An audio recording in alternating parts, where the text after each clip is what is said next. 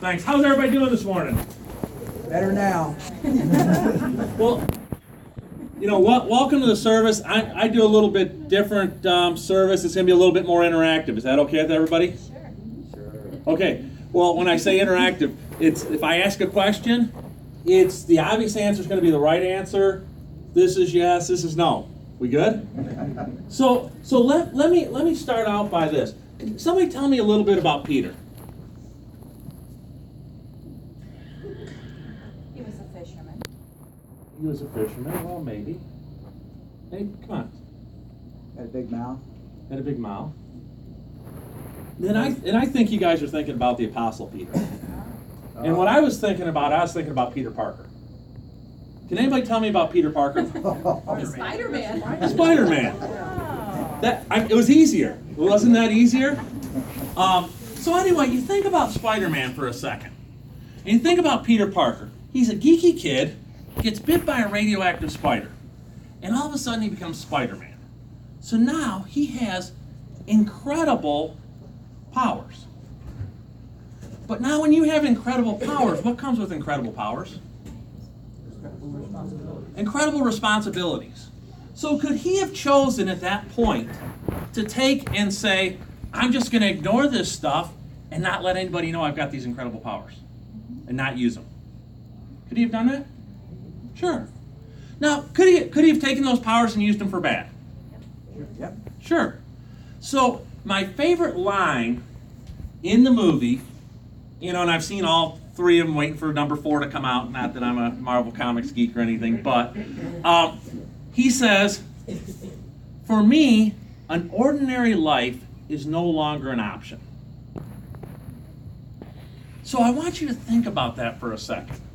Because when I look out at everybody, and we all think about it, who's our Father? If God's our Father, okay, how can we all have an ordinary life? If your Father was the King of the world, creator of everything, would that not give you an incredible inheritance? Would that not give you an extraordinary life? Well, you think about that for a second. But the problem is, sometimes we don't listen. And here's another question. If in the next 2 weeks, maybe the next 4 weeks, is there something you could do in your life to screw up your life? Okay? Yes. Narrow that down. Now, the other side to that, is there something we know we should do in the next 4 weeks that would make our life better? Sure. So really what we're saying here is that it's a matter of choice. That I could make a choice to screw up my life, I could make a choice to make my life better. True? So really the choice is, when I'm thinking about living an ordinary life versus an extraordinary life, the choice is, am I listening to my Father? Is the voice out there, is he telling me what to do? Am I listening to what he says? Okay? Am I making the choice to live inside of his grace? Am I making the choice to hand my problems over to him? Or am I trying to solve my problems with my earthly little brain? Well, and you think about it. Who stands a better chance of solving the problems? Okay? So when I hold this up, what is this? Okay? So what's the purpose of this? What's that? That's a good question. I like that. It depends on which side you're on. Right. But now, really, when I look at this, I think to myself that this is not only is it a rule book, but it's a book of promises.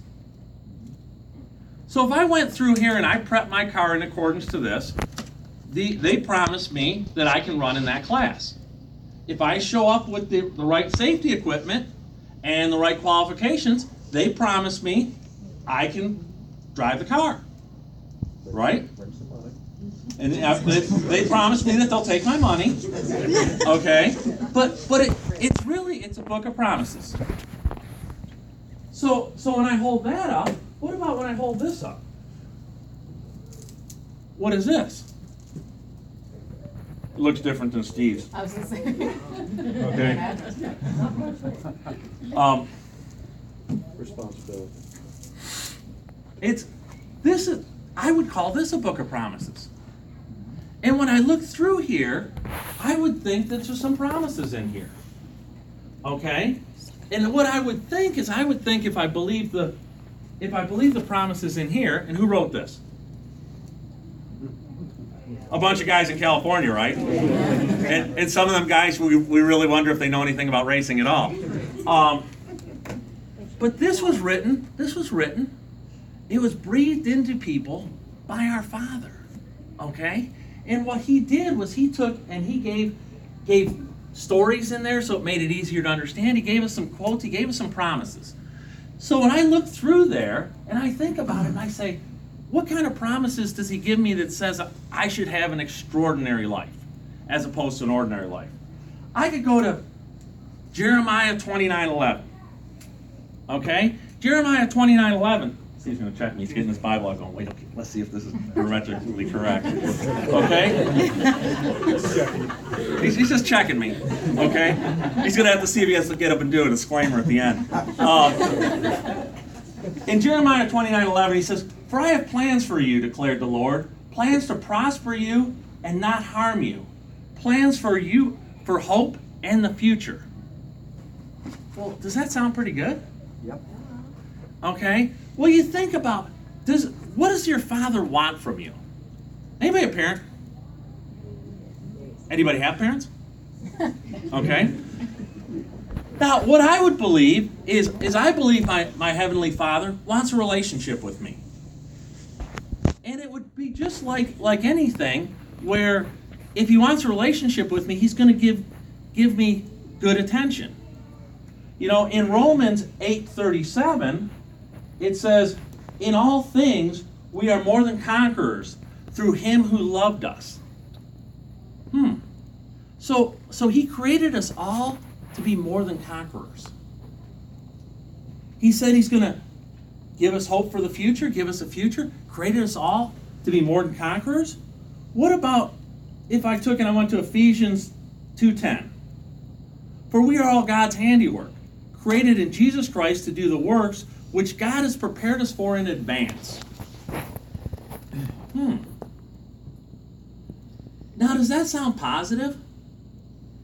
Yes, no? Yep. Okay. Now, do you think that's the kind of father I want?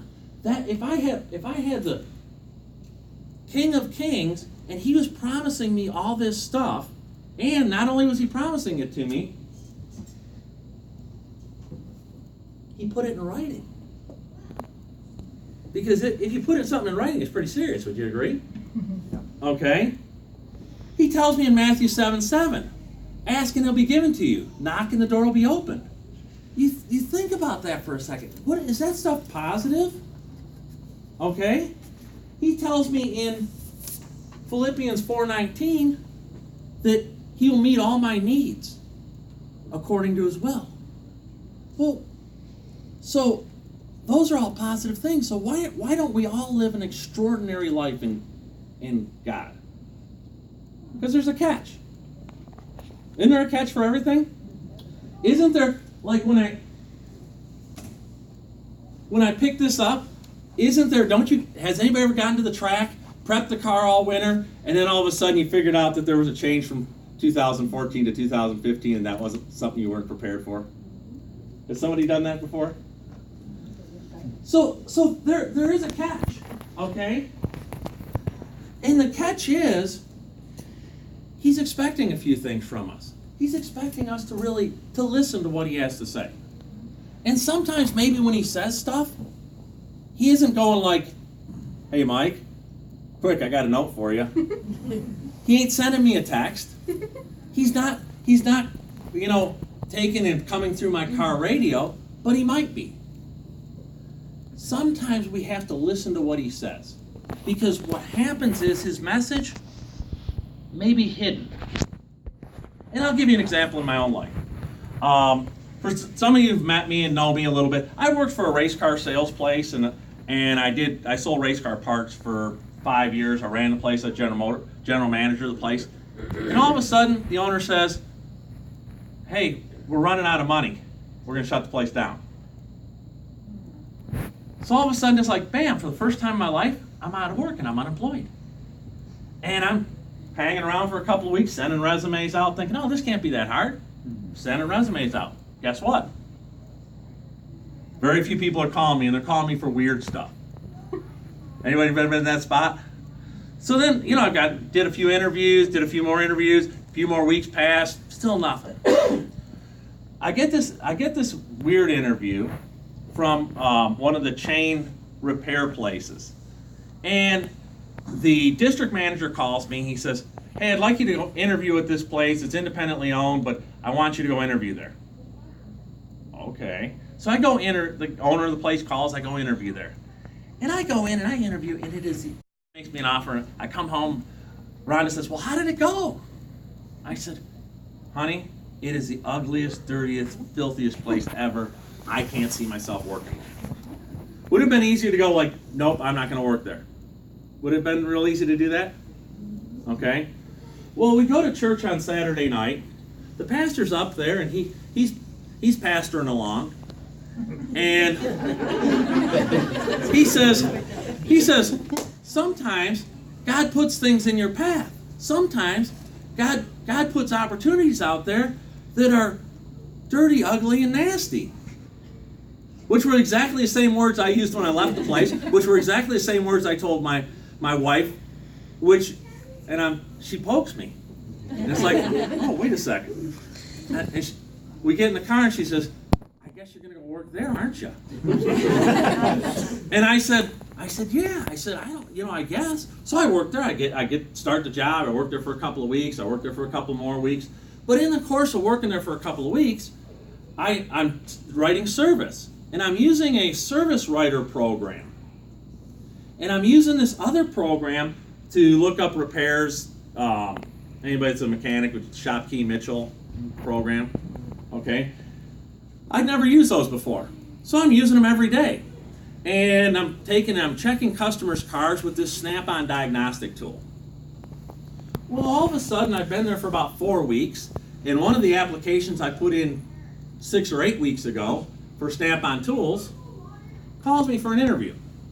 We do a phone interview. We're going to do this in-person interview. I get to this in-person interview, and the guy starts asking me about Snap-on diagnostic tools. Okay, and I'm like, well, shoot, I've been using that for every day for the last 2 weeks, so I know a bunch about it. Well, then he starts asking me about the Mitchell program and how familiar I was with it. I'm like, I use that every day. And all of a sudden, the guy's like, okay, yeah. Next thing you know, they're calling me, we want to hire you. Would I have gotten that job if I wouldn't have had the experience with the Snap-on diagnostic tool or the Mitchell? No. I'd have been stacked in there with somebody else. There would have been somebody with more mechanical experience that would have. Was I listening? Well, my wife was for sure. But sometimes I think we miss the message. Because would it have been easier for me to tell her, no way, that place is gross. And I mean, if you ever want to see my pictures of how gross that place is, it's gross. But you think about that. Is that a supernatural solution to a problem? When you think about, if I were to ask God for an answer to a problem I had, would I get an answer that was bigger, better than what I was thinking? He tells us that he has plans for us and he's made plans for us. Well, if I don't know the plans he's made for us, how can I make decisions based on what I see in front of me versus what he sees for me? Well, think about that for a minute. Is that how that works? I take and I look at it and it says, well, what do you think, what do you think the qualifications for having God intercede in our lives is? And I kind of went through the Bible and I was looking for stuff like that. It's why would I be willing to hand stuff over to him and ask for his help when I'm pretty good at solving my own problems? because I'm thinking he's better. Okay?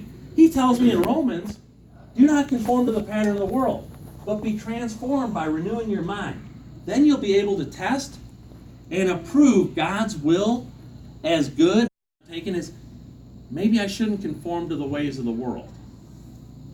Meaning, are there things that are acceptable in the world that we look at and go, that's okay because everybody else does it? You know what I mean? Are we tempted to do that? You know? Are we going like, well, if I went and saw 50 Shades of Grey, nobody's going to really know. But everybody see, I'd be walking in there going, whoa, wait a second. Okay? It says, the second thing I found is Matthew 6:33 says, first seek the kingdom and his righteousness, and all will be given to you as well.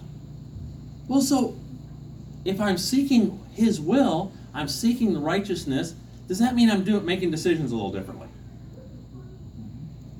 And I'm not saying I need to be a pushover in business, but am I saying that maybe I should do things a little bit more right?